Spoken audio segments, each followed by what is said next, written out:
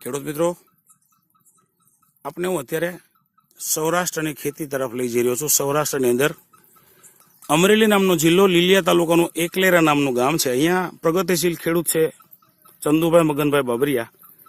એમણે નેટસપની પ્રોડક્ટની રેન્જ ઉપયોગ કરેલી છે અને ચંદુભાઈને કઈ કઈ પ્રકારે ફાયદા મળ્યા છે તો સંપૂર્ણ જાણકારી મેળવશું આપણે ચંદુભાઈ પાસેથી. નમસ્કાર. નમસ્કાર ચંદુભાઈ, હવે તમે તમારી ખેતીની અંદર નેટસપ કંપનીની કઈ કઈ પ્રોડક્ટનો વપરાશ કરેલો છે? એનપીકે અને સેટનો. એનપીકે મિત્રો તમે વાંચી રહ્યા છો, એનપીકે ની બોટલો લિક્વિડ સ્વરૂપમાં છે પણ બેક્ટેરિયા બેઝ પ્રોડક્ટ છે, કોઈ કેમિકલ નથી આની અંદર. હવે આ સેટ અને એનપીકે ના કેટલા રાઉન્ડ કરેલા છે? એક જ રાઉન્ડ કરેલો છે. એક રાઉન્ડ છે. હા, એક જ રાઉન્ડ. માત્રા કેટલી હતી? આ બધી 100 ml નાખી છે. હવે ચંદુભાઈ, આટલો મોટો કપાસ થયો છે ને તમે એક જ વખત એનપીકે કેમ આપ્યું છે? કઈ સમજાતું બહુ નથી. વરસાદના કારણે અંદર અવાય એવું જ નહોતું. અતિ વરસાદના કારણે તમે કહો છો કે ખેતરમાં આવી શકાય તેમ નહોતું, બરાબર ને? એટલે તમે પૂરતી માત્રામાં આપી શક્યા નથી. એક જ વખત એનપીકે આપ્યું છે અને સેટ. હા. પછી નેટસપ કંપનીની બીજી કઈ પ્રોડક્ટ તમે વપરાશ કરેલી છે?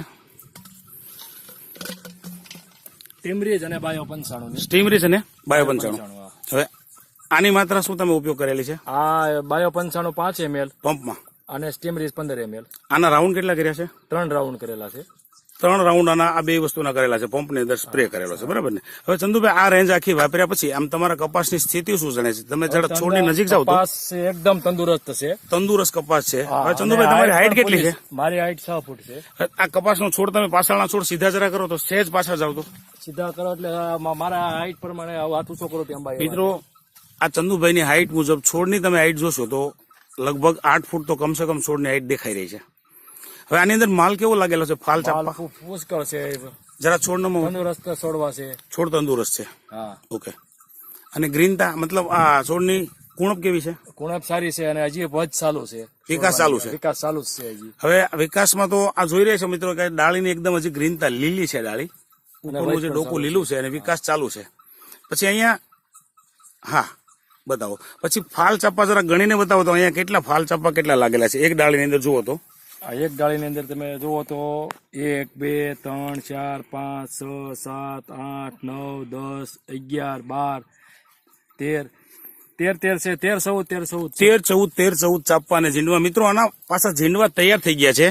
ખેડૂત મિત્રો, તમને આઈડિયા છે કે ખેતરની અંદર જે કઈ ફાલ ચાપા કપાસમાં લાગે છે એમાંથી અમુક ટકા જ ફાલ ટકે છે અને બાકીનો ફાલ ખરી જાય છે.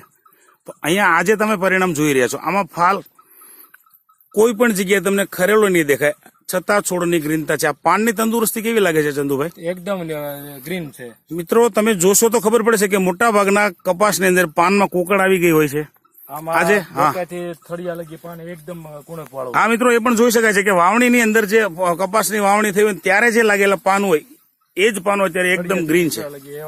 થડ સુધી તમે જોઈ રહ્યા છો. હા, એકદમ લીલા પાન છે. કોઈ પણ જગ્યાએ પાન પીળું પીળું હોય કે પાકી ગયું હોય એવું દેખાતું નથી અને ડાળીઓ હજી લીલી દેખાય છે. તો હજી કપાસનો વિકાસ થઈ શકશે. ચંદુભાઈ, આ કપાસ હજી કેટલો વધે? હજી તો 1.5 ફૂટ વધી જાય. 1.5 થી 2 ફૂટ વધશે.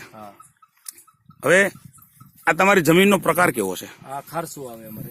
ખારસું એટલે એકદમ ચીકણી જમીન છે, ચીકાશ વાળી જમીન. મિત્રો, આ એકલારાના આથમણા વિભાગની જે જમીન છે, તમારા કોઈ સગાવાલા હશે તો તમે પૂછજો તો આઈડિયા આવશે કે આ એકદમ ખારો પાટ કહી શકાય છે. ખારા પાટની અંદર આ છોડનો વિકાસ એટલે ચમત્કાર સર્જાણો કેવું હોય તો કહી શકાય. ફૂટમાંથી પણ ડાળીઓ ફૂટે છે ને એમાં એ બતાવો તો ફૂટમાંથી ફૂટ છે ને એમાંથી. મિત્રો, આને કહેવાય છે પેટા ડાળીઓ. એમાંથી પણ વિકાસ છે. ફાલ ચાપા લાગેલા છે. હા હા, 13 14 થઈ જાય. 13 ચાપા, ઝીંડવા અને આટલી બધી ડાળીઓનો જે તમે વિકાસ જોઈ રહ્યા છો આખા ખેતરમાં ગમે. મિત્રો, અહીંયા આખા ખેતરમાં આપણે કેમેરો મારી રહ્યા છીએ. કોઈ પણ છોડ તમને નબળો જોવા નહીં મળે. આ છે નેટસપની પ્રોડક્ટની તાકાત. ચંદુભાઈ, કેવું લાગે છે? ખેડૂતો જો આ માર્ગે ખેતીની અંદર વળે તો ઓછા થાય અને ઉત્પાદનમાં લાભ થાય. ઉત્પાદનમાં લાભ એટલે વધારો થાય, બરાબર ને? પછી જમીનમાં તમને કઈ ફાયદો દેખાય છે? જમીન પણ સુધરે કારણ કે એકદમ જમીન મોકળી રાખે છે, પોચી થઈ જાય છે જમીન. મિત્રો, ખરેખર આ શૂટિંગ પૂરું કરવાની ઈચ્છા ન થાય આ ટાઈપનું રિઝલ્ટ છે. તમે જોશો એટલે તમને પણ આઈડિયા આવશે.